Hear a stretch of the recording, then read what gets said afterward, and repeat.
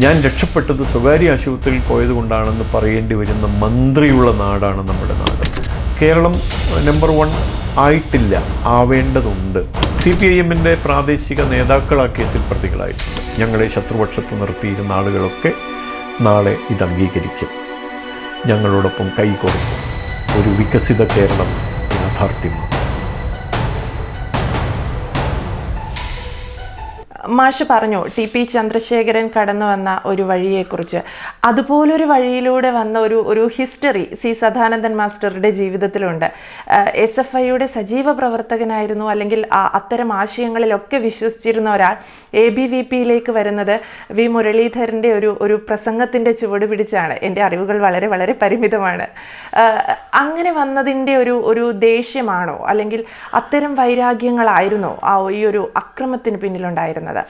തീർച്ചയായിട്ടും ഇതെന്തുകൊണ്ട് എന്നൊരു ചിന്ത നമ്മുടെ മനസ്സിലേക്ക് വരുമല്ലോ. എന്തുകൊണ്ടാണ് എന്നെ ഇങ്ങനെ ചെയ്തിരിക്കുന്നത്? അപ്പോൾ സ്വാഭാവികമായും ഇതൊക്കെ ആയിരിക്കാം എന്ന നിഗമനത്തിലേക്ക് നമ്മൾ എത്തുകയാണ്. താങ്കൾ സൂചിപ്പിച്ചതുപോലെ തന്നെ എനിക്ക് എൻ്റെ അച്ഛൻ അധ്യാപകനായിരുന്നു. അദ്ദേഹം പ്രാദേശിക തലത്തിൽ CPIMൻ്റെ പ്രവർത്തകനായിരുന്നു ചെറുപ്പകാലത്ത്, ഞാൻ കേട്ടിട്ടുണ്ട്. പക്ഷേ കുറച്ച് നാളുകൾക്ക് ശേഷം പാർട്ടിയുടെ പ്രവർത്തന പരിപാടികളിലൂടെ വിയോജിപ്പ് മൂലമോ എന്തോ അദ്ദേഹം മുഖ്യധാരയിൽ നിന്ന് പുറത്തായി. എന്നാൽ അടിസ്ഥാനപരമായി കമ്മ്യൂണിസ്റ്റ് വിശ്വാസി തന്നെയായിരുന്നു. ദേശാഭിമാനി പ്രചരണമായിരുന്നു അദ്ദേഹത്തിന് പാർട്ടി നിശ്ചയിച്ചു കൊടുത്ത ചുമതല എന്ന് ഞാൻ കേട്ടിട്ടുണ്ട്. എൻ്റെ വീട്ടിൽ പഴയ കാലത്തെ ദേശാഭിമാനി പതിപ്പുകളൊക്കെ ഉണ്ടായിരുന്നു. അപ്പോൾ സ്വാഭാവികമാണ്, എനിക്കൊരു മൂത്ത സഹോദരൻ, അദ്ദേഹം ആ വഴിയിൽ തന്നെ സഞ്ചരിച്ചു.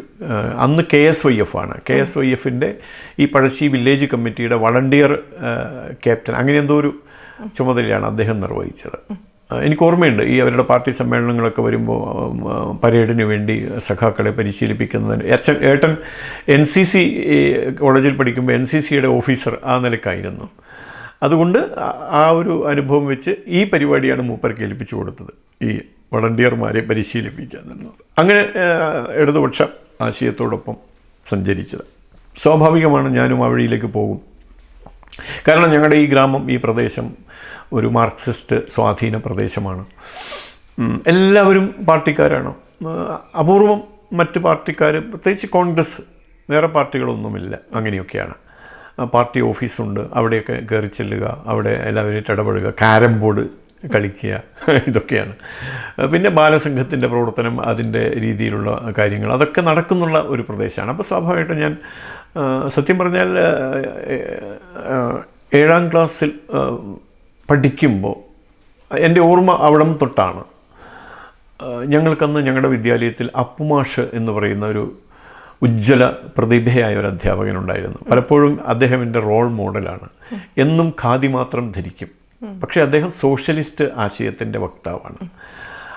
ആ നിലയ്ക്കുള്ള വിശ്വാസ പ്രമാണങ്ങൾ വെച്ച് പുറത്തുന്ന അധ്യാപക സംഘടനയുടെ സംസ്ഥാന അധ്യക്ഷനോ ജനറൽ സെക്രട്ടറിയോ എനിക്ക് കൃത്യമായിട്ട് ഓർമ്മയില്ല, അങ്ങനെ ഒരു സംസ്ഥാന ഭാരവാഹിയായിരുന്നു. അദ്ദേഹത്തിൻ്റെ ഉജ്ജ്വല പ്രസംഗങ്ങൾ ഞങ്ങളുടെ ഗ്രാമത്തിലെ തെരുവിൽ വെച്ച് ഞാൻ കേട്ടിട്ടുണ്ട്. ക്ലാസ് മുറിയിൽ അദ്ദേഹം മലയാളമാണ് പഠിപ്പിക്കുക. അദ്ദേഹത്തിൻ്റെ അധ്യാപനം ഏറെ സ്വാധീനിച്ചിട്ടുണ്ട്. അപ്പോൾ അദ്ദേഹത്തെ റോൾ മോഡലായി അവിടം തൊട്ട് ആ ഒരു രാഷ്ട്രീയ മനസ്സെന്നിൽ രൂപപ്പെടുകയാണ്. പിന്നെ ഞങ്ങളന്ന് സ്കൂളിൽ സാഹിത്യ സമാജം, മോക്ക് പാർലമെൻറ്റ്, ഇതൊക്കെ നടത്തും. പ്രൈമറി സ്കൂളാണ്. 7ാം ക്ലാസ്സിലൊക്കെ പഠിക്കുമ്പോൾ എൻ്റെ ഓർമ്മ അതാണ്. അന്ന് ഒരു C കുഞ്ഞിരാമൻ കുറുപ്പ് മാഷും ഉണ്ടായിരുന്നു. അദ്ദേഹവും ഈ അപ്പുമാഷയുടെ സഹപ്രവർത്തകനാണ്, സഹയാത്രികനാണ് സോഷ്യലിസ്റ്റ് ആശയത്തിൻ്റെ. അപ്പോൾ അതിൻ്റേതായ എല്ലാ ചിട്ടവട്ടങ്ങളും സ്കൂളിലും ഉണ്ടായിരുന്നു. കുട്ടികളിൽ ജനാധിപത്യ ബോധം, ഈ പറയുന്ന രീതിയിലുള്ള ആശയങ്ങളൊക്കെ ചുവടുറപ്പിക്കാൻ അവർ ശ്രമിച്ചിട്ടുണ്ടാകാം. അത് വേണമല്ലോ. അധ്യാപനത്തോടൊപ്പം സാമൂഹ്യ വീക്ഷണവും കൂടി കുട്ടികളിൽ വേണം. അപ്പോൾ പലപ്പോഴും സാഹിത്യ സമാജം ആഴ്ചയിൽ ഒരു ദിവസം ഉണ്ടാകും. അതിൽ വിഷയം അവതരിപ്പിക്കാൻ പലപ്പോഴും എനിക്കാണ് അവസരം കിട്ടാറ്.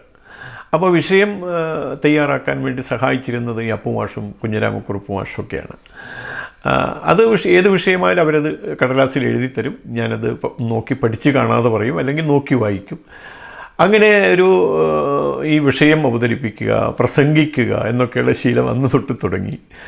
പക്ഷേ എന്നെ നയിച്ച ആശയം, എനിക്ക് ആശയം എന്താണെന്ന് അതിൻ്റെ അർത്ഥതലങ്ങളെക്കുറിച്ചൊന്നും വേണ്ടത്ര അറിവൊന്നുമില്ല. പക്ഷേ ചുവന്നുകൊടി, അരിവാൾ ചുറ്റിക നക്ഷത്രം, ഇൻകുലാബ് സിന്ദാബാദ്, ഇതൊക്കെയാണ് എൻ്റെ കാതുകളിൽ മുഴങ്ങിയത്, എൻ്റെ ഹൃദയത്തെ സ്വാധീനിച്ചത്, എൻ്റെ മസ്തിഷ്കത്തെ ബാധിച്ചത് എന്നേ ഞാൻ പറയുള്ളൂ. അത് തുടർന്നു. ഹൈസ്കൂൾ കാലത്തും സജീവമായി SFIയുടെ പ്രവർത്തനത്തിലുണ്ടായിരുന്നു.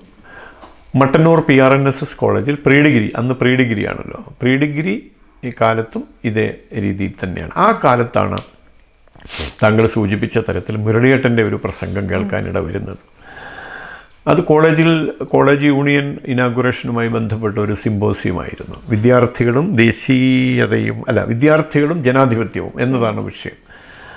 അപ്പോൾ അന്ന് മുരളിയേട്ടൻ ABVPയുടെ പക്ഷത്തു നിന്ന് മുരളിയേട്ടൻ പങ്കെടുത്തു. പിന്നെ അന്ന് കോഴിക്കോട് സർവകലാശാലയിൽ ഡീനായിരുന്ന ഡോക്ടർ PK പോക്കർ അദ്ദേഹം ഉണ്ടായിരുന്നു, കമ്മ്യൂണിസ്റ്റുകാരാണല്ലോ. പിന്നെ KN കുഞ്ഞഹമ്മദ് വന്നിരുന്നു. പിന്നെ കോൺഗ്രസിൻ്റെ ഭാഗത്തുനിന്ന് എനിക്ക് വ്യക്തമായിട്ട് ഓർക്കാൻ കഴിയുന്നില്ല ആരായിരുന്നു എന്ന്. ഞാൻ പറഞ്ഞല്ലോ, 7ാം ക്ലാസ് തൊട്ട് ഈ പ്രസംഗങ്ങൾ കേൾക്കുക, അതിൽ ആവേശം കൊള്ളുക, പ്രസംഗിക്കാൻ വീട്ടിലൊക്കെ പ്രസംഗിക്കുക, അങ്ങനെയൊക്കെയുള്ള ശീലമുണ്ടായിരുന്നു. അമ്മയോടൊക്കെ സംസാരിക്കുമ്പോൾ കൈയൊക്കെ ഉയർത്തി സംസാരിച്ചൊക്കെ എനിക്ക് ഓർമ്മയുണ്ട്. അപ്പോൾ കോളേജിൽ മുരളിയേട്ടൻ്റെ പ്രസംഗം എന്നെ സ്വാധീനിച്ചിട്ടുണ്ട്. പ്രസംഗം എന്ന് വെച്ചാൽ പ്രസംഗ ശൈലിയോ ഒന്നുമല്ല, അദ്ദേഹത്തിലൂടെ ആവിഷ്കൃതമായ ആശയം, അദ്ദേഹത്തിൻ്റെ ചില പ്രയോഗങ്ങൾ, ദേശീയത, രാഷ്ട്രം, രാഷ്ട്രബോധം, ജനാധിപത്യവുമായി ബന്ധപ്പെട്ട സങ്കല്പങ്ങൾ, ഭാരതത്തിൻ്റെ പൗരാണിക സംസ്കൃതി, ഇതിനെക്കുറിച്ചൊക്കെ മനോഹരമായിട്ടൊരു 10-20 മിനിറ്റ് നേരം കൊണ്ട് അത് ആ ഒരു വല്ലാതെ മനസ്സിൽ SFI പ്രവർത്തകനായിരിക്കെ തന്നെ അത് സ്വാധീനിച്ചിട്ടുണ്ട്. മറ്റൊന്ന്, അന്ന് കോളേജിൽ വിദ്യാർത്ഥികൾ പങ്കെടുക്കുന്ന ശാഖ ഉണ്ടായിരുന്നു. ആ ശാഖാപ്രവർത്തനം ആഴ്ചയിൽ ഒരു ദിവസമാണ് ഉണ്ടാവുക. അപ്പം ഞങ്ങൾ ശാഖാപ്രവർത്തനം നമുക്കറിയാമല്ലോ, ഇങ്ങനെ വട്ടത്തിലിരുന്ന് കാര്യങ്ങളൊക്കെ സംസാരിച്ചാണ്. അപ്പോൾ ഏതെങ്കിലും ഒരു മുതിർന്ന സംഘകാര്യകർത്താവ് വരും, അവർ ഇവർക്ക് ആശയങ്ങൾ പറഞ്ഞു കൊടുക്കും. അപ്പോൾ ഞങ്ങൾ അന്ന് ഇതിൻ്റെ ചുറ്റിലും പോയി ഇങ്ങനെ നിൽക്കും, എന്താണ് പറയുന്നതെന്ന് കേൾക്കാൻ. പറയുന്നത് ചിലത് കേൾക്കുമ്പോൾ ഞങ്ങൾ പുറമേ നിന്ന് ചില ട്രോൾ ചെയ്യുന്ന ചില ആശയം ഇതൊക്കെ വിളിച്ച് പറയും. പക്ഷെ അതൊന്നും അവർ ശ്രദ്ധിക്കില്ല. അപ്പോൾ അതിൽ കേട്ട ചില കാര്യങ്ങളും സംഘത്തിൻ്റെ പ്രവർത്തനം എന്താണെന്ന് സാമാന്യമായ ഒരു ബോധം മനസ്സിലുണ്ടാക്കിയിട്ടുണ്ട്. പിന്നീട് ഇതുപോലെ എൻ്റെ അടുത്ത കൂട്ടുകാരിൽ നിന്ന് എനിക്ക് SFIക്കാർ മാത്രമല്ലാത്ത കൂട്ടുകാരുണ്ടായിരുന്നു. അതിലേറ്റവും പ്രധാനം ഇവിടെ തന്നെയുള്ള എൻ്റെ കൂടെ പ്രൈമറി ക്ലാസ് തൊട്ടേ പഠിച്ചിരുന്ന ഒരു ഗോകുൽദാസ് ഉണ്ട്. അദ്ദേഹം ഇന്ന് ബോംബെയിൽ ആണ് ജീവിക്കുന്നത്, അവിടെ സംഘത്തിൻ്റെ കാര്യകർത്താവാണ്. അദ്ദേഹത്തിൻ്റെ അച്ഛൻ ജനസംഘക്കാരനായിരുന്നു. അപ്പോൾ ഈ പറഞ്ഞ പോലെ എന്നെപ്പോലെ അദ്ദേഹം ജനസംഘത്തിൻ്റെ വഴിയിൽ ABVPയിലൊക്കെ സജീവമായി പ്രവർത്തിച്ചിരുന്ന ആളാണ്. ഞങ്ങൾ നല്ല കൂട്ടുകാരുമായിരുന്നു. കാരണം 1ാം ക്ലാസ് തൊട്ടേ ഞങ്ങൾ ഒന്നിച്ച് പഠിച്ചവരാണ്, കളിക്കൂട്ടുകാരാണ്. അപ്പോൾ അദ്ദേഹം എനിക്കൊരു പുസ്തകം തന്നു. ആ പുസ്തകം മാന്യ പരമേശ്വർജി എഴുതിയ ഹിന്ദു ധർമ്മവും ഇന്ത്യൻ കമ്മ്യൂണിസവും എന്ന പുസ്തകമായിരുന്നു. ആ പുസ്തകം ഞാൻ വായിച്ചു. ഒരുപാട് കോറലുകൾ ഹൃദയത്തിലുണ്ടാക്കി. 60 പേജോ മറ്റുള്ള ചെറിയൊരു പുസ്തകമാണിത്. പക്ഷേ 6000 പേജിലൂടെ ആവിഷ്കരിക്കേണ്ട ആശയം അതിലുണ്ടായിരുന്നു. ആറ്റിക്കുറുക്കിയ ആശയങ്ങളായിരുന്നു. എന്തുകൊണ്ട് ഹിന്ദു ധർമ്മം പ്രസക്തമാകുന്നു, എന്തുകൊണ്ട് കമ്മ്യൂണിസം അപ്രസക്തമാകുന്നു, പ്രത്യേകിച്ച് ഇന്ത്യൻ കമ്മ്യൂണിസം. ഞാനൊരിക്കൽ പരമേശ്വർജിയോട് പിന്നീട് അദ്ദേഹത്തോട് സംസാരിക്കാനുള്ള അർഹത നേടിയ കാലത്ത് ഒരിക്കൽ സംസാരിക്കാനുള്ള അവസരം കിട്ടിയപ്പോൾ ഞാൻ ചോദിച്ചിരുന്നു, എന്തുകൊണ്ടാണ് പരമേശ്വർജി ഹിന്ദു ധർമ്മവും കമ്മ്യൂണിസവും എന്ന് പറയാതെ ഹിന്ദു ധർമ്മവും ഇന്ത്യൻ കമ്മ്യൂണിസവും എന്ന പേര് കൊടുത്തത്? അതിൻ്റെ ഒരു കൗതുകമായിരുന്നു. പരമേശ്വർജി പറഞ്ഞ മറുപടി, ഇന്ത്യൻ കമ്മ്യൂണിസം എന്നുള്ളത് ഹിന്ദു ധർമ്മം ഭാരതവുമായി ബന്ധപ്പെട്ടതാണ്. അപ്പോൾ താരതമ്യം ചെയ്യുമ്പോൾ ഇന്ത്യയുമായി ബന്ധപ്പെട്ട് വേണം. അതുകൊണ്ട് ഇന്ത്യയിലെ കമ്മ്യൂണിസം എന്താണ്, അവരെങ്ങനെ പ്രവർത്തിക്കുന്നു എന്നത് വിശദമാക്കപ്പെടണം. അതുകൊണ്ടാണ് ഇന്ത്യൻ കമ്മ്യൂണിസം എന്ന് പേര് കൊടുത്തു. നോക്കൂ, പരമേശ്വർജിയെ പോലെയുള്ള പണ്ഡിതാഗ്രേസരൻ അദ്ദേഹം ചിന്തിക്കുന്നത് നോക്കൂ. താരതമ്യത്തിന് ഹിന്ദുധർമ്മമാണ്, അത് ഭാരതത്തിൻ്റെ സ്വന്തമാണ്. അതുകൊണ്ട് ഭാരതത്തിൽ കമ്മ്യൂണിസം എങ്ങനെ, അതാണ് താരതമ്യം ചെയ്യേണ്ടത്. അതാണ് അങ്ങനെയൊരു പേര് കൊടുത്തത് എന്ന് പരമേശ്വർജി എന്നോട് പറയുകയാണ്. അതും ഒരു എന്നെ സംബന്ധിച്ച് ആവേശം കൊള്ളിക്കുന്നതായിരുന്നു. ആ കാഴ്ചപ്പാടാണ്. ഏതായാലും ആ പുസ്തകം വായിച്ചു. അതിലൂടെയും സംഘത്തോടുള്ള താല്പര്യം വർദ്ധിച്ചു. പിന്നീട് ഡിഗ്രിക്ക് പഠിക്കുമ്പോഴാണ് പിന്നെ SFIയോടുള്ള താല്പര്യം സ്വാഭാവികമായും കുറഞ്ഞു. അതിനിടയിൽ വേറെ ഒരുപാട് സംഭവങ്ങളുണ്ട് പ്രാദേശികമായിട്ടൊക്കെയുള്ള, അതൊന്നും ഇപ്പോൾ പ്രസക്തമല്ല. അതുകൊണ്ട് തന്നെ SFIയോടുള്ള താല്പര്യം കുറഞ്ഞു. തീരെ സജീവ പ്രവർത്തനമേ ഇല്ലാതെയായി. ഡിഗ്രി ഫസ്റ്റ് ഇയർ മുതൽ തന്നെ പക്ഷേ ഡിഗ്രി അവസാന വർഷമാകുമ്പോഴാണ് സംഘം ഈ പറയുന്ന പുസ്തക വായനയും ഒക്കെ ഈ ഗോകുൽദാസിൻ്റെ നിത്യസമ്പർക്കവും അദ്ദേഹത്തിൽ നിന്ന് കിട്ടുന്ന ചില ചെറിയ ചെറിയ ക്യാപ്സ്യൂളുകളും ഓക്കെ, അപ്പോൾ സംഘമാണ് ശരി എന്നൊരു തോന്നൽ മനസ്സിലുടലെടുത്തു. അങ്ങനെ 1984 ഈ പ്രദേശത്ത് ഞാനും ഈ ഗോകുൽദാസും പിന്നെ ഞങ്ങളോടൊപ്പമുള്ള അന്നൊരു 4-5 ചെറുപ്പക്കാർ വിദ്യാർത്ഥികളായിരുന്നു എല്ലാവരും. നമുക്കിവിടെ സംഘത്തിൻ്റെ ശാഖ തുടങ്ങണം എന്ന് ഞങ്ങൾ തീരുമാനിച്ചു. സംഘത്തിൻ്റെ മുതിർന്ന ആളുകളെ കണ്ടു, അവർ വരാൻ തുടങ്ങി, ശാഖ ആരംഭിച്ചു. അന്നത് സംഘം ഞങ്ങൾ ആലോചിച്ചു, അല്ലെങ്കിൽ ഞങ്ങൾ പരസ്പരം ഡിസ്കസ് ചെയ്തു തുടങ്ങണമെന്ന് വേണ്ടപ്പെട്ട ആളുകളെ കണ്ടു, ഞങ്ങൾ ആരംഭിച്ചു. അത്രയ്ക്ക് എളുപ്പമായിരുന്നോ? എളുപ്പമല്ലായിരുന്നു എന്ന് പറഞ്ഞാൽ ഇതിനു മുമ്പ്, അതായത് 84 ശാഖ ആരംഭിച്ചു. പക്ഷേ അതിനു മുമ്പ് അടിയന്തരാവസ്ഥയ്ക്ക് ശേഷമാണ് മലബാർ പ്രദേശ്, കണ്ണൂർ ജില്ലയിൽ പ്രത്യേകിച്ച് സംഘപ്രവർത്തനം ഊർജ്ജസ്വലമായത്. അതുവരെ നാമമാത്രമായി അവിടെ ഇവിടെയൊക്കെ പ്രവർത്തിക്കുന്ന പ്രവർത്തനമുണ്ടായിരുന്നു, നല്ല പ്രവർത്തനമുണ്ടായിരുന്നു, പക്ഷേ നാമമാത്രമായിരുന്നു. അടിയന്തരാവസ്ഥയ്ക്ക് ശേഷം അടിയന്തരാവസ്ഥക്കെതിരെ നടത്തിയ ഉജ്ജ്വലമായ സമരം, ലോക് സംഘർഷ സമിതി എന്ന പേരിൽ നടത്തിയ സമരം, സത്യാഗ്രഹ സമരങ്ങളൊക്കെ കണ്ണൂർ ജില്ലയിൽ എമ്പാടും ഉണ്ടായിരുന്നു. സ്വർഗീയ മാരാർജിയൊക്കെ അതിൽ പങ്കെടുത്ത് പോലീസിൻ്റെ മർദ്ദനമേറ്റ് ജയിലിൽ കഴിഞ്ഞ കഥകളൊക്കെ ഉണ്ട്. അപ്പോൾ അത് പൊതുവിൽ സമൂഹത്തിന് സംഘത്തോടുള്ള ഒരു ആഭിമുഖ്യത്തിന് ഇടയായി, അതൊരു അനുകൂല അന്തരീക്ഷമുണ്ടാക്കി. അങ്ങനെ എമ്പാടും ശാഖ തുടങ്ങി പല പുതിയ സ്ഥലങ്ങളിൽ. അതിൻ്റെ ഭാഗമായി ഞങ്ങളുടെ ഈ പ്രദേശത്തും ചെറിയ തോതിലുള്ള പ്രവർത്തനം ആരംഭിച്ചിരുന്നു അടിയന്തരാവസ്ഥയ്ക്ക് ശേഷം. പക്ഷേ അത് പിന്നെ തുടർന്ന് കൊണ്ടുപോകാൻ പ്രതിയോഗികൾ അനുവദിച്ചില്ല. എന്ന് വെച്ചാൽ വീടുകളിൽ കയറിയുള്ള ഭീഷണികൾ, പ്രലോഭനങ്ങൾ, ദുഷ്പ്രചരണങ്ങൾ. അപ്പോൾ ഒരു 2-3 ആഴ്ചക്കാലം മാത്രമുള്ളൊരു പ്രതിഭാസമായി അത് ചുരുങ്ങിപ്പോയി, അത് അവസാനിച്ചു. അന്നത് അതിനുവേണ്ടി പ്രവർത്തിച്ചിരുന്ന ആളുകളൊക്കെ ഉണ്ട്, കുറച്ച് പേര് മുതിർന്ന ആളുകളൊക്കെ ഉണ്ട്. പക്ഷേ പ്രവർത്തനം നിലച്ചുപോയി. പിന്നെയാണ് ഞങ്ങളും മുൻകൈ എടുത്തുകൊണ്ട് നമുക്ക് തുടങ്ങണം എന്നുള്ള നിലയ്ക്ക് വന്നത്. അപ്പോൾ താങ്കൾ ചോദിച്ചതുപോലെ എളുപ്പമല്ല എന്നുള്ളത് അറിഞ്ഞുകൊണ്ട് തന്നെയാണ്, കാരണം ഈ പ്രദേശത്തിൻ്റെ സവിശേഷത. അപ്പോൾ ഞങ്ങൾ രഹസ്യമായി, ഇവരാരും അറിയാതെ, തൊട്ടടുത്ത് നെല്ലൂന്നി എന്നൊരു പ്രദേശമുണ്ട്, ഒരു 1.5 കിലോമീറ്റർ അകലെ. അവിടെ ശക്തമായ ശാഖയുണ്ടായിരുന്നു. അപ്പോൾ ആ ശാഖ പ്രഭാത സമയത്താണ് നടക്കുക, 6 മണി തൊട്ട് 7 മണി വരെ. കാരണം എല്ലാം ജോലിക്ക് തൊഴിലിന് പോകുന്ന ചെറുപ്പക്കാരാണ്.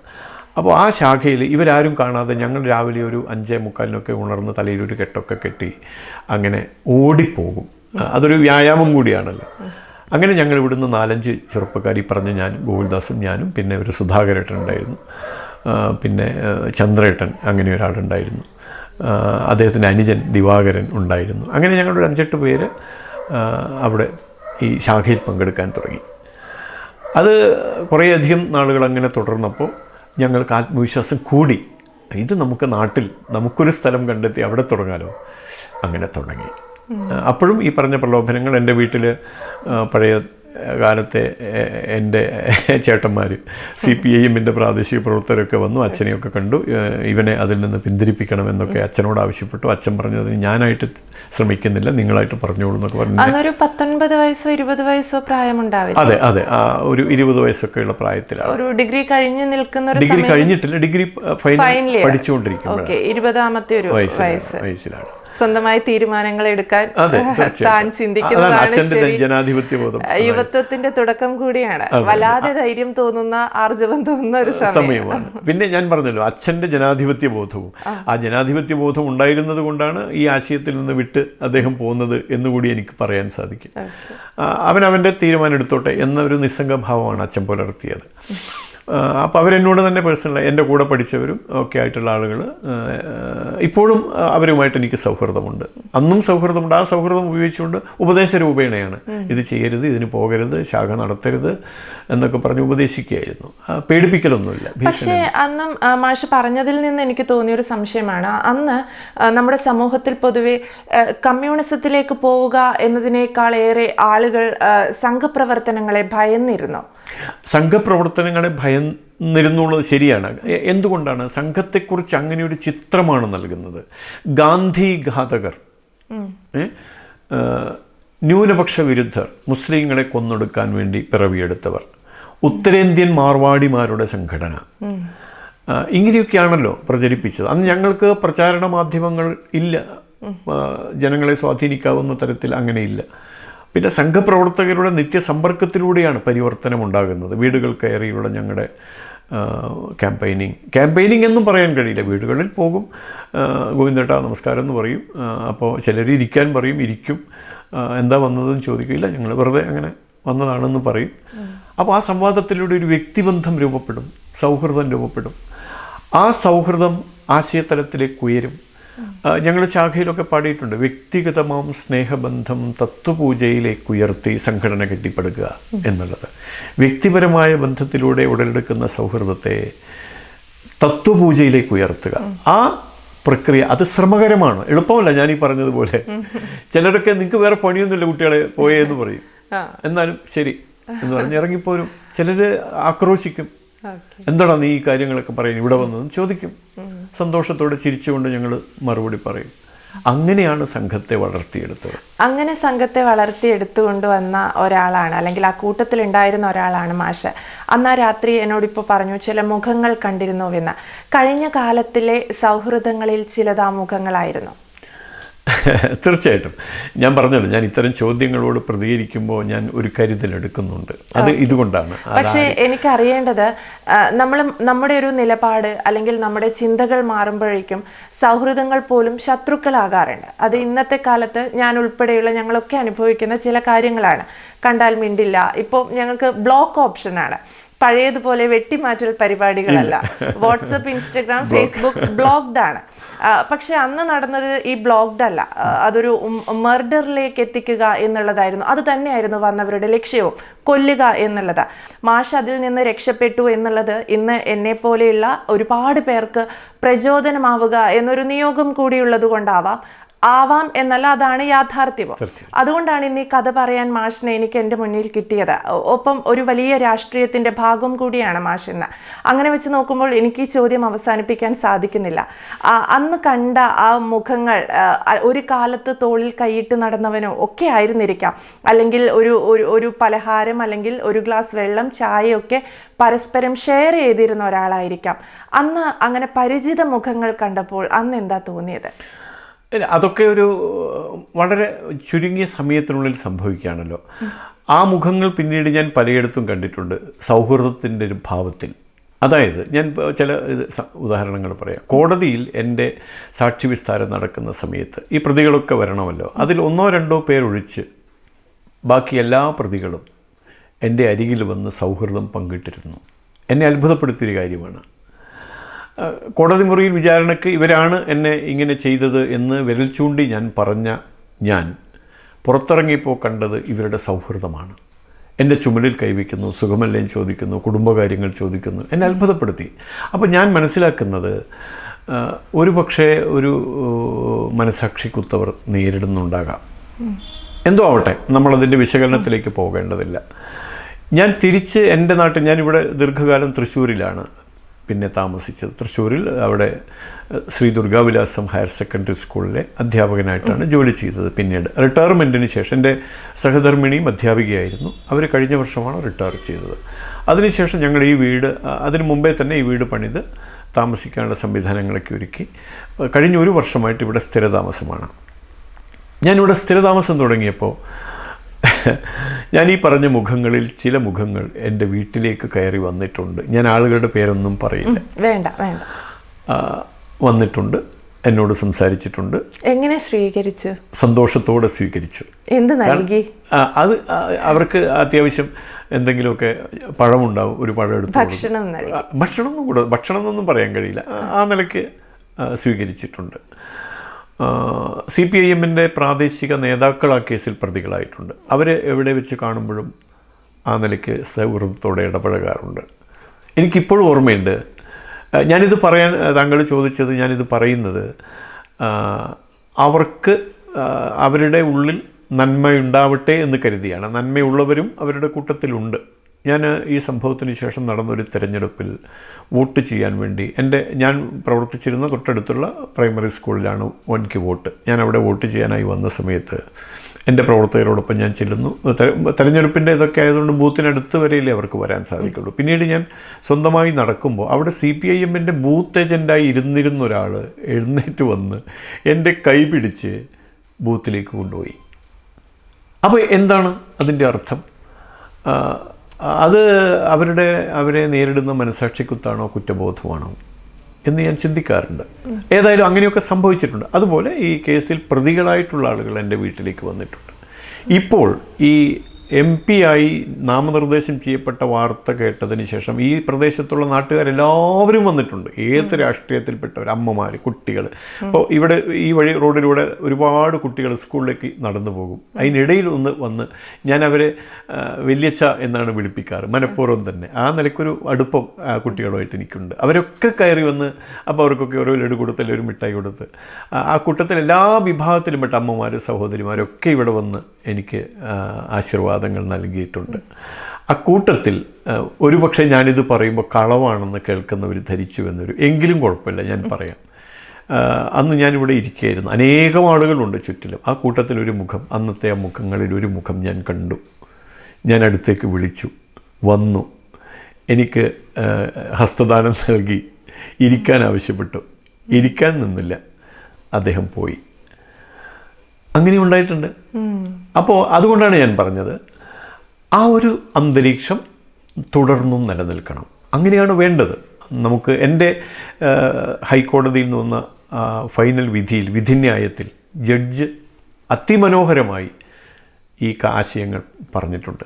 ആ വിധിന്യായത്തിൽ പറയാണ്, എൻ്റെ നേരെ നടന്ന അക്രമത്തെയൊക്കെ അതിൽ സാമാന്യ നിലയ്ക്ക് കോടതി വിധിന്യായത്തിൽ വരേണ്ട കാര്യങ്ങളൊക്കെ വന്നതിന് ശേഷം ഈ പ്രതികൾ ഇളവ് ചോദിച്ചാണല്ലോ കോടതിയിൽ പോവുക. ഇവർക്ക് യാതൊരു അർഹതയുമില്ല. കാരണം 30 വയസ്സ് പ്രായമുള്ള ഒരു ചെറുപ്പക്കാരനെ ഈ നിലയ്ക്ക് ക്രൂരമായി ആക്രമിച്ച ഈ ഒരു സംഭവത്തിൽ ഉൾപ്പെട്ടവർക്ക് മാപ്പ് നൽകിയാൽ അത് സമൂഹത്തിന് തെറ്റായ സന്ദേശം നൽകും. അതുകൊണ്ട് അവർ ശിക്ഷയ്ക്ക് അർഹരാണ് എന്ന് പരാമർശമുണ്ട്. ആ വിധിയിൽ തന്നെ ഒരിടത്ത് പറയുന്നു, ഈ ആക്രമിക്കപ്പെട്ട ഇദ്ദേഹത്തിൻ്റെ ഭാഗ്യം കൊണ്ടോ ആക്രമിച്ചവരുടെ നിർഭാഗ്യം കൊണ്ടോ ഈ മനുഷ്യൻ ഇന്ന് ജീവിച്ചിരിക്കുന്നു, എന്താണ് സംഭവിച്ചതെന്ന് പറയാൻ എന്നൊരു പ്രയോഗമുണ്ട്. എത്ര വലിയ ഒരു ആശയമാണ് അതിലൂടെ ആവിഷ്കൃതമാകുന്നത്. ഞാനന്ന് ഇല്ലാതെയായി പോയിരുന്നെങ്കിൽ ഇതൊന്നും പറയാൻ അങ്ങനെ ഒരാളില്ല. പക്ഷേ അദ്ദേഹമുണ്ട്. പ്രയോഗിച്ച വാക്കതാണ്, അവരുടെ പ്രയോഗം അതാണ്. പരിക്ക് പറ്റിയ ആളുടെ ഭാഗ്യം കൊണ്ടോ പരിക്കേൽപ്പിച്ചവരുടെ നിർഭാഗ്യം കൊണ്ടോ എന്നാണ് പറഞ്ഞത്.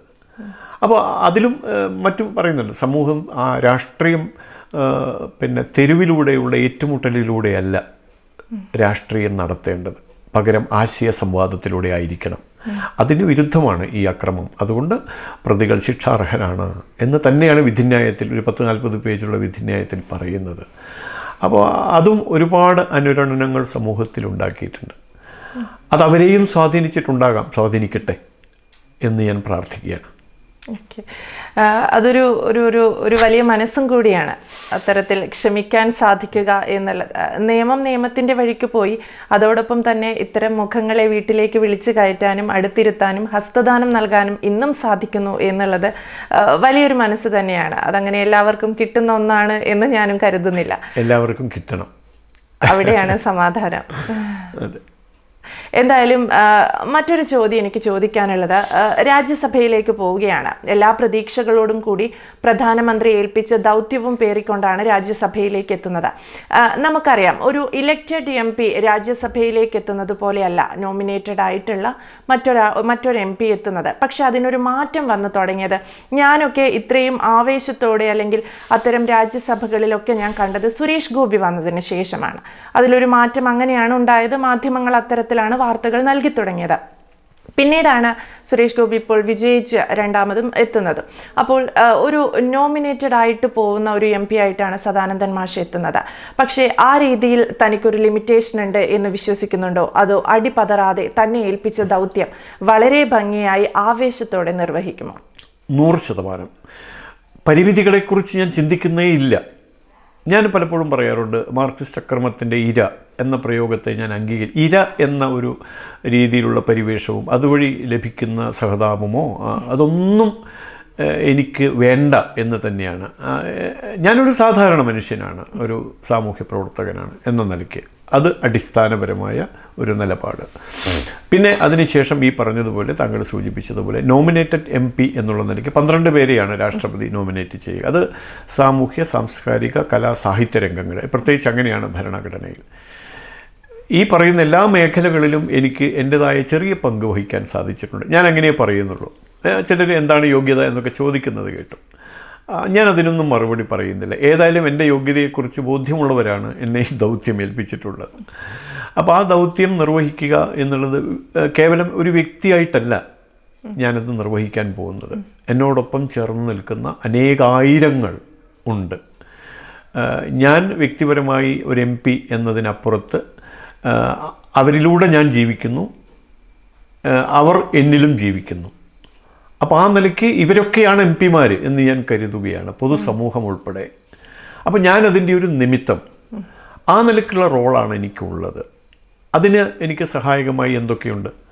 വർഷങ്ങളായി, 11 വർഷം എന്ന് തന്നെ പറയാം, അതിനു മുമ്പ് അടൽജി പ്രധാനമന്ത്രിയായിരുന്ന കാലം മുതൽ ഭാരതത്തിൽ ആരംഭിച്ച പരിവർത്തന പ്രക്രിയയുടെ ഒരു തുടർച്ച ആരാധ്യനായ നരേന്ദ്രമോദിജിയുടെ നേതൃത്വത്തിൽ ഭാരതത്തിൽ നടക്കുകയാണ്. ഒരുപാട് വികസന പ്രവർത്തനങ്ങൾ, ഉദാഹരണത്തിന് ഗർഭസ്ഥ ശിശു മുതൽ 70 വയസ്സ് പൂർത്തീകരിച്ച വന്ധ്യവയോധികർ വരെയുള്ള ആളുകളെ കരുതലോടെ ചേർത്ത് പിടിക്കുന്ന അനേകം പദ്ധതികൾ, ആയുഷ്മാൻ ഭാരത് പദ്ധതിയിൽ ഉൾപ്പെടുത്തി 5 ലക്ഷം രൂപ ഇൻഷുറൻസ് പദ്ധതി ഏർപ്പെടുത്തിയ, പ്രായം മാത്രം മാനദണ്ഡമാക്കി, സമ്പത്തോ മറ്റു കാര്യങ്ങളൊന്നും മാനദണ്ഡമാക്കാതെ ഇൻഷുറൻസ് പരിരക്ഷ കൊടുക്കുന്ന, നമ്മുടെ സഹോദരിമാർ പ്രസവിക്കുമ്പോൾ നൽകുന്ന പ്രസവാനുകൂല്യം, കർഷകന്മാർക്ക് നൽകുന്ന കിസാൻ സമ്മാൻ നിധി, യുവാക്കൾക്ക് തഴച്ചു വളരാൻ, പടർന്ന് പന്തലിക്കാൻ ഉതകുന്ന മുദ്രാ യോജന, ന്യൂനപക്ഷങ്ങൾക്ക് സുരക്ഷിതരായി ആത്മവിശ്വാസത്തോടെ കഴിയാൻ ഉതകുന്ന അനേകം പദ്ധതികൾ, അവഗണിക്കപ്പെട്ടവർക്ക്, പാർശ്വവൽക്കരിക്കപ്പെട്ടവർക്ക്, തൊഴിലില്ലാത്ത സഹോദരങ്ങൾക്ക്, സഹോദരിമാർക്ക്, നാരീശക്തിയെക്കുറിച്ച് എന്നും മോദിജി പറഞ്ഞുകൊണ്ടേയിരിക്കാറുണ്ട്. അത് ചുരുങ്ങിയ വിലയ്ക്ക് നാപ്കിൻ വിതരണം ചെയ്യുക എന്നത് മുതൽ ഞാൻ ഈ പറഞ്ഞതുപോലെ പ്രസവാനുകൂല്യം ഉൾപ്പെടെ മുദ്രാ യോജനയുടെ ബഹുഭൂരിപക്ഷവും 60% ഗുണഭോക്താക്കളും സ്ത്രീകളാണ്. അവരുടെ സംരംഭങ്ങളെ വികസിപ്പിക്കുന്ന, സ്ത്രീ സംരംഭകന്മാരെ പരിപോഷിപ്പിക്കുന്ന, പിന്നെ നമുക്കറിയാലോ ഈ പ്രസവ സമയത്ത് സ്ത്രീകൾക്ക് പ്രസവാവധി അനുവദിക്കാറുണ്ട്. പക്ഷേ മോദിജി വന്ന സമയത്ത് അവരെ പരിപാലിക്കാൻ അവരുടെ ഭർത്താക്കന്മാർക്ക് അവധി കൊടുക്കുന്ന സംവിധാനം ഉണ്ടാക്കിയിട്ടുണ്ട്. അങ്ങനെ സമസ്ത മേഖലയിലും എന്താ പറയുക, അടി തൊട്ട് മുടി വരെ നമ്മുടെ സാമൂഹ്യ ജീവിതത്തിൻ്റെ ഘടകങ്ങളായിട്ടുള്ള മുഴുവൻ പൗരന്മാരെയും ചേർത്തു പിടിക്കുന്ന പദ്ധതികൾ ഇന്ന് ഭാരതത്തിലുണ്ട്. മനുഷ്യരെ മാത്രമല്ല, പ്രകൃതിയെ പരിപാലിക്കാൻ. അപ്പം നമുക്ക് കഴിഞ്ഞ 2 വർഷമായിട്ട് അറിയാമല്ലോ, അദ്ദേഹത്തിൻ്റെ വന്ധ്യ മാതാവ് നമ്മെ വിട്ടു പിരിഞ്ഞപ്പോൾ അമ്മമരം എന്ന പേരിൽ നമ്മുടെ അമ്മയെ, നമ്മൾ ഓരോരുത്തരുടെയും അമ്മയെ സ്മരിച്ചുകൊണ്ട് ഓരോ വൃക്ഷം നടാൻ മോദിജി 2 വർഷം മുമ്പുള്ള ഒരു പരിസ്ഥിതി ദിനത്തിൽ ആഹ്വാനം ചെയ്തു. കോടിക്കണക്കിന് വൃക്ഷങ്ങൾ അത് തഴച്ച് വളരുകയാണ്, അമ്മമരങ്ങൾ, തണലേകുന്ന മരങ്ങൾ. അപ്പോൾ പ്രകൃതിയോട്, ജലസ്രോതസ്സുകളോട്, മറ്റ് പ്രകൃതി വിഭവങ്ങളോട്, കൊച്ചു പ്രാണികളോട് പോലും സഹവസിച്ച് സഹവർത്തിത്വം സാധിച്ച് ജീവിക്കുന്ന ഒരു സമൂഹമാക്കി നമ്മുടെ ഭാരതത്തെ മാറ്റാനുള്ള പദ്ധതികളുണ്ട്. സത്യത്തിൽ ഞാനിതൊക്കെ പറയും എന്തെന്നില്ലാത്തൊരു ആവേശം അനുഭവപ്പെടുകയാണ്. അപ്പോൾ ആ പദ്ധതികളൊക്കെ ജനങ്ങൾക്ക് കരഗതമാകുന്ന തരത്തിൽ പ്രവർത്തിക്കാൻ കഴിയും. അതിന് ഭരണകൂട സംവിധാനങ്ങൾ അതിന് കുറച്ചുകൂടി കരുത്ത് പകരും. ഞാൻ നേരത്തെ തുടക്കത്തിൽ സൂചിപ്പിച്ചതുപോലെ ഒരു MP എന്നുള്ള നിലക്കുള്ള സൗകര്യങ്ങളും ഒക്കെ അതിന് ഉപയോഗപ്പെടുത്താൻ സാധിക്കും. അപ്പോൾ ആ നിലക്കൊക്കെ ഈ ഒരു ദൗത്യം പൂർത്തീകരിക്കാനാകും എന്നുള്ളതാണ്. ഒരു അവസാന ചോദ്യം കൂടി ഇതോടുകൂടി നമുക്ക് നിർത്താം. അവസാന ചോദ്യമാണ്. കേരളത്തിൽ ഭരണപക്ഷത്തല്ല, പ്രതിപക്ഷത്തല്ല, പക്ഷേ എത്രയോ കാലങ്ങളായി കേരളത്തിൽ ഏറ്റവും കൂടുതൽ രാഷ്ട്രീയപരമായി, ആശയപരമായി ഒക്കെ ആക്രമിക്കപ്പെടുന്നത് BJP ആണ്. എന്തുകൊണ്ടായിരിക്കാം കേരളത്തിൽ മാത്രം, ഇന്ത്യയിൽ ഇത്തരമൊരു സാഹചര്യം BJPക്കുള്ളത്? ശരിയാണ്. ഇന്ത്യയിൽ മുഴുവൻ, ഭാരതത്തിൽ നമുക്കത് കൂടാനുകൂടി ആളുകൾ അംഗീകരിച്ച പ്രസ്ഥാനമായി മാറിക്കഴിഞ്ഞു. കേരളത്തെ സംബന്ധിച്ചിടത്തോളം ഒരു പ്രത്യേക ഒരു രാഷ്ട്രീയ സാഹചര്യമാണ്. എന്താണ് രാഷ്ട്രീയ പരീക്ഷണശാല എന്നൊക്കെ കേരളത്തെക്കുറിച്ച് പറയാറുണ്ട്. പക്ഷേ ആ പരീക്ഷണങ്ങളിലൂടെ വരുന്ന ഫലങ്ങളൊക്കെ നിരാശാജനകമാണ്, നിഷേധാത്മകമാണ്. അതാണ് കേരളത്തിലെ സാഹചര്യം. ആ സാഹചര്യത്തിൽ ഈ താങ്കൾ പറഞ്ഞ രണ്ട് കോൺഗ്രസിൻ്റെയും CPM-ൻ്റെയും നേതൃത്വത്തിലുള്ള രണ്ട് മുന്നണികൾ നോക്കൂ, പരമ്പരാഗതമായ ശൈലിയിൽ പരസ്പരം വിമർശിക്കുക, ഇതൊക്കെ ചെയ്യുക. പക്ഷേ ഞങ്ങളെ എതിർക്കേണ്ടി വരുന്ന സമയത്ത് കൈകോർത്ത് നിൽക്കുക. ഇപ്പോൾ സദാനന്ദൻ മാഷ് MP ആയതിൽ പ്രതികരിച്ചവരുടെ ശബ്ദം അത് പ്രതിപക്ഷ നേതാവിൻ്റേതായാലും CPIM നേതാക്കളുടേതായാലും സമാനമാണ്. എല്ലാവരുമില്ല, കുറച്ച് പേര്. അവരുടെ വിമർശനത്തിൻ്റെ സ്വരം സമാനമാണ്. മോദിജിയെ വിമർശിക്കുന്നതിൽ സമാന മനസ്കരാണ്, സമാന ഭാഷ ഉപയോഗിക്കുന്നവരാണ്. മോദി സർക്കാരിനെ വിമർശിക്കുന്നതിൽ ഒറ്റക്കെട്ടാണ്. ഇവർ കേരളത്തിന് പുറത്ത് പരസ്പരം കൈകോർക്കുന്നവരാണ്. എന്നെ ഏറ്റവും കൂടുതൽ ആകർഷിച്ച ഒരു ചിത്രം ഒരാഴ്ച മുമ്പ് പത്രത്തിൽ വന്നു. ഡൽഹിയിൽ നടന്ന ഒരു പരിപാടിയിൽ നമ്മുടെ പ്രിയപ്പെട്ട MA ബേബിയും രാഹുലും ഒരുമിച്ച് കൈകോർത്ത് നിൽക്കുന്നൊരു ചിത്രം. അതൊക്കെ ആണ് സംഭവിക്കുന്നത്. അപ്പോൾ അത് നമുക്കറിയാം. ഇവിടെ രണ്ടുപേരും രണ്ട് വിരുദ്ധ ചേരികളിൽ നിന്നുകൊണ്ട് പരസ്പരം ആക്രോശിക്കുക, ഞങ്ങളുടെ കാര്യം വരുമ്പോൾ ഒരുമിച്ച് ചേർന്ന് എതിർക്കുക, ഇങ്ങനെയൊക്കെയുള്ള ആഭാസങ്ങൾ കാണുന്നുണ്ട്. ഇതൊക്കെയാണ് ഞങ്ങളുടെ വെല്ലുവിളി. ഇതൊക്കെ മറികടന്നുകൊണ്ട് കേരളത്തിലും പരിവർത്തനം ഉണ്ടാക്കാൻ കഴിയുമെന്ന വിശ്വാസമുണ്ട്. ഈ കഴിഞ്ഞ ലോക്സഭാ തെരഞ്ഞെടുപ്പിൽ 20% വോട്ടാണ് ഭാരതീയ ജനതാ പാർട്ടി നേടിയത്. നമ്മൾ നോക്കൂ, ഞാൻ പലരോടും പറയാറുണ്ട്, 39.5 ലക്ഷം വോട്ട് 40 ലക്ഷം എന്ന് കണക്കാക്കാം. ഒരു അസംബ്ലി മണ്ഡലത്തിൽ ജയിക്കാൻ എത്ര വോട്ട് വേണം? ഇപ്പം നിലമ്പൂരിൽ ജയിച്ച സ്ഥാനാർത്ഥിക്ക് കിട്ടിയ വോട്ട് എത്രയാണ്? 70,000-നും 80,000-നും ഇടയിലാണ്. 80,000 എന്ന് കണക്കാക്കാം. 80,000 വോട്ട് നേടുന്ന ത്രികോണ മത്സരം നടത്തുമ്പോൾ അത്രയും വേണ്ടി വരില്ല. ശക്തമായ ത്രികോണ മത്സരമാണെങ്കിൽ അതൊരു 50,000-40,000 വോട്ടായാൽ മതി. അത് വിട്. അല്ലാതെ തന്നെ 80,000 വോട്ട് സമാഹരിക്കുന്ന ഒരു സ്ഥാനാർത്ഥിയാണ് MLA ആയി ജയിക്കുന്നത്. അങ്ങനെയാണെങ്കിൽ 40 ലക്ഷം വോട്ട് നേടിയ BJPക്ക് എത്ര MLA-മാരുണ്ടാകണം? 40 MLA-മാർ ഉണ്ടാകേണ്ട വോട്ട് BJPക്കുണ്ട്. പക്ഷേ MLA-മാരില്ല. അതാണ് രാഷ്ട്രീയ വൈകൃതമെന്നോ വൈചിത്ര്യമെന്നോ ഒക്കെ നമുക്ക് പറയാൻ സാധിക്കുക. അപ്പോൾ ആ വോട്ട് ഞങ്ങൾക്കുണ്ട്. 40 ലക്ഷം വോട്ടർമാർ, 2 കോടി ആളുകൾ വോട്ട് ചെയ്യുന്ന അവസ്ഥയിൽ 40 ലക്ഷം ആളുകൾ ഞങ്ങളോടൊപ്പമാണ്. എന്ന് വെച്ചാൽ 20%. 5 പേര് നിൽക്കുമ്പോൾ അതിലൊന്ന് ഞങ്ങളുടെ ആളാണ്, ഞങ്ങൾക്ക് വോട്ട് ചെയ്യുന്ന ആളാണ്. അതാണ് കേരളത്തിലെ രാഷ്ട്രീയം. പക്ഷേ ഇപ്പോഴും പറയുന്നത് എന്താണ്? ഇവർക്ക് കേരളത്തിൽ വേരുകളില്ല, ഇവരെ കേരളം തടയുന്നു. എവിടെ തടയുന്നു? ആര് തടയുന്നു? ആർക്ക് തടയാൻ കഴിയുന്നു? ഈ ഗംഗാ പ്രവാഹത്തെ തടുത്തു നിർത്താൻ കഴിയുന്ന ആരാണുള്ളത്? കഴിയില്ല. ആ ആത്മവിശ്വാസത്തോടെ ഞങ്ങൾ കുതിച്ച് തന്നെ മുന്നോട്ട് പോകും. ദേശീയതയുടെ ഉജ്ജ്വലമായ ആശയങ്ങൾ കൊണ്ട് കേരളത്തിലെ രാഷ്ട്രീയ അന്തരീക്ഷത്തെ ഞങ്ങൾ പവിത്രീകരിക്കും. മലിനപ്പെട്ട് കിടക്കുന്ന കേരളത്തിലെ രാഷ്ട്രീയ അന്തരീക്ഷത്തെ ഞങ്ങൾ പുണ്യവൽക്കരിക്കും. ആ നിലയ്ക്കുള്ള ആത്മവിശ്വാസത്തോടെ ഞങ്ങൾ പ്രവർത്തിക്കും. അത് വിജയം വരിക്കും. അതിന് ത്യാഗമനുഭവിച്ച, കഷ്ടപ്പാടനുഭവിച്ച ഞങ്ങളുടെ പ്രസ്ഥാനത്തിൽപ്പെട്ടവർ മാത്രമല്ല, ഇതൊന്നുമല്ലാത്തവരും കേരളത്തെ ഇങ്ങനെയൊന്നുമല്ല ആഗ്രഹിച്ചത്. ഇപ്പം നമുക്കറിയാലോ, ആശുപത്രിയിൽ ചെന്നാൽ പരിക്കേറ്റ് ചെല്ലുന്ന ഒരാൾക്ക് കിടക്കാനുള്ള സ്ട്രക്ചറില്ല, മരുന്നില്ല, സൂചിയില്ല, ഓപ്പറേഷൻ തിയേറ്ററുകൾ സജ്ജമല്ല. ഞാൻ രക്ഷപ്പെട്ടത് സ്വകാര്യ ആശുപത്രിയിൽ പോയതുകൊണ്ടാണെന്ന് പറയേണ്ടി വരുന്ന മന്ത്രിയുള്ള നാടാണ് നമ്മുടെ നാട്. കേരളം ഭരിക്കുന്ന നമ്പർ 1 ആണെന്ന് അവകാശപ്പെടുന്ന ഈ കേരളത്തിൽ ഞാൻ കോവിഡ് വന്നപ്പോൾ 10 ദിവസം മരണത്തോട് മല്ലടിച്ച് കിടന്നു. അവസാനം അമൃത ഹോസ്പിറ്റലിൽ പോയപ്പോഴാണ് ഞാൻ സുഖപ്പെട്ടത് എന്ന് പറഞ്ഞ മന്ത്രി നമ്മുടെ നാട്ടിലുണ്ട്. അപ്പം ജനാധിപത്യത്തിൻ്റെ വൈകൃതങ്ങൾ അനേകം നമ്മൾ കണ്ടിട്ടുണ്ട്. അസംബ്ലിയിൽ നടന്ന പേക്കൂത്തുകൾ നമുക്കറിയാം. ഇതൊക്കെ നമ്മുടെ കേരളത്തിൻ്റെ മുഖമാണ്. കേരളം നമ്പർ 1 ആയിട്ടില്ല, ആവേണ്ടതുണ്ട്. ആ ഒരു ദൗത്യം ഞങ്ങൾ ഏറ്റെടുക്കുകയാണ്. അതുകൊണ്ടാണ് വികസിത കേരളം. നിങ്ങൾ ബാക്കി കാര്യങ്ങൾ, ചെറുവിധ ആക്രോശങ്ങളൊക്കെ വിടൂ, വികസനത്തെക്കുറിച്ച് സംസാരിക്കൂ. നിലമ്പൂർ ഉപതെരഞ്ഞെടുപ്പിൽ വികസനത്തെക്കുറിച്ച് സംസാരിച്ചത് ഞങ്ങൾ മാത്രമാണ്. വോട്ട് ഒരുപക്ഷെ കുറവായിരിക്കാം, പക്ഷേ അത് നിലമ്പൂരിലെ 1.5 ലക്ഷം വരുന്ന വോട്ടർമാരുടെ ഉള്ളിലേക്ക് എത്തിച്ചേർന്നിട്ടുണ്ട് എന്ന് ഞങ്ങൾക്ക് ഉറപ്പുണ്ട്.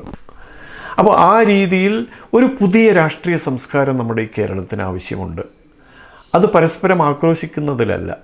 അപ്പം ഞങ്ങളുടെ ആത്മീയാചാര്യനെന്നോ ഞങ്ങൾക്ക് ദീർഘവീക്ഷണത്തോടെ മുന്നോട്ട് പോകാൻ കഴിയുന്ന ദർശനങ്ങൾ സംഭാവന നൽകിയ ആളെന്നൊക്കെ വിശേഷിപ്പിക്കാവുന്ന പണ്ഡിറ്റ് ദീൻദയാൽ ഉപാധ്യായജി അദ്ദേഹം പറഞ്ഞിട്ടുണ്ട്, നമുക്ക് ശത്രുക്കളില്ല, പ്രതിയോഗികൾ മാത്രമേ ഉള്ളൂ. സംഘം ഞങ്ങളെ പഠിപ്പിച്ചിട്ടുണ്ട്, നമുക്ക് രണ്ട് കൂട്ടരേ ഉള്ളൂ. ഒന്ന്, ഇന്ന് നമ്മോടൊപ്പമുള്ളവർ. രണ്ട്, നാളെ നമ്മോടൊപ്പം വരേണ്ടവർ. ഈ രണ്ട് കൂട്ടരേ ഉള്ളൂ നമ്മുടെ മുമ്പിൽ. ജാതിയില്ല, മതമില്ല, വർഗമില്ല, വർണ്ണമില്ല, രാഷ്ട്രീയമില്ല, പ്രായമില്ല, ഒന്നുമില്ല. ഇന്ന് നമ്മോടൊപ്പമുള്ളവരും നാളെ നമ്മോടൊപ്പം വരേണ്ടവരും. ശത്രുക്കളില്ല, പ്രതിയോഗികൾ മാത്രമാണ്. ഇതാണ് ഞങ്ങളെ നയിക്കുന്നത്. അപ്പോൾ അതുകൊണ്ട് ഞങ്ങൾക്ക് പൂർണ്ണ വിശ്വാസമുണ്ട്, ഞങ്ങളെ ശത്രുപക്ഷത്ത് നിർത്തിയിരുന്ന ആളുകളൊക്കെ നാളെ ഇത് അംഗീകരിക്കും, ഞങ്ങളോടൊപ്പം കൈകോർക്കും. ഒരു വികസിത കേരളം യാഥാർത്ഥ്യമാകും. തീർച്ചയായും അത്തരത്തിൽ കേരളം മാറുമെന്ന് തന്നെ നമുക്കൊക്കെ പ്രതീക്ഷിക്കാം. ഒപ്പം നമ്മുടെ സമയം അവസാനിക്കുന്നു. മാഷ് നേരത്തെ പറഞ്ഞൊരു കാര്യം, മാഷ് ഒരു വിക്ടിം എന്ന രീതിയിൽ പറയാൻ ആഗ്രഹിക്കുന്നില്ല എന്നുള്ളത്. പക്ഷേ മാഷ് സമ്മതിച്ചാലും ഇല്ലെങ്കിലും മാഷ് ഒരു സർവൈവറാണ്. അതിജീവനത്തിൻ്റെ പാതയിൽ ഒരുപാട് പേർക്ക് ഇൻസ്പിറേഷനാണ്, മാതൃകയാക്കാവുന്ന ഒരു വ്യക്തിത്വമാണ്. രാജ്യസഭയിലേക്കുള്ള യാത്ര തുടങ്ങാൻ പോവുകയാണ്. ഒപ്പം പ്രധാനമന്ത്രി നരേന്ദ്രമോദി ഏൽപ്പിച്ച ആ ദൗത്യം ഭംഗിയായി നിർവഹിക്കാൻ മാഷ്ക്ക് സാധിക്കട്ടെ എന്ന് ആശംസിക്കുന്നു. ഒപ്പം ABC മലയാളത്തിന് ഈ ഒരു സമയം തന്നതിന് ഒരുപാട് നന്ദി. തീർച്ചയായിട്ടും ഈ സമൂഹരചന എന്ന മഹത്തായ കർമ്മത്തിലേക്ക് നിങ്ങളുടേതായ സംഭാവനയുണ്ട്. ഒരു മാധ്യമം എന്നുള്ള നിലയിൽ നിങ്ങൾ നടത്തുന്ന ആ പരിശ്രമത്തിന് എല്ലാ ആശംസകളും എൻ്റെ വക തിരിച്ചും നൽകിക്കൊണ്ടും ഇനി അങ്ങോട്ടുള്ള യാത്രയിൽ നിങ്ങളുടെ പിന്തുണ കൂടുതൽ ഇനിയും ഉണ്ടാകണം എന്ന് അഭ്യർത്ഥിച്ചുകൊണ്ടും ഞാനും ആ സന്തോഷം ഇവിടെ പങ്കിടുകയാണ്. നമസ്കാരം. താങ്ക് യു മാഷ്. കൂടുതൽ വാർത്തകളും വിശേഷങ്ങളും നിങ്ങളിലേക്ക് എത്താൻ ABC മലയാളം സബ്സ്ക്രൈബ് ചെയ്യുക, ബെൽ ബട്ടണും അമർത്തുക.